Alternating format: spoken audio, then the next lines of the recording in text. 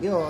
devo ringraziare il Collegio Provinciale di Vicenza per questo invito che ho gradito veramente tanto e ho accettato con entusiasmo. E con altrettanto entusiasmo ho potuto osservare le bellezze di questa città che non conoscevo, ma è veramente uno scrigno di tesori davvero importante.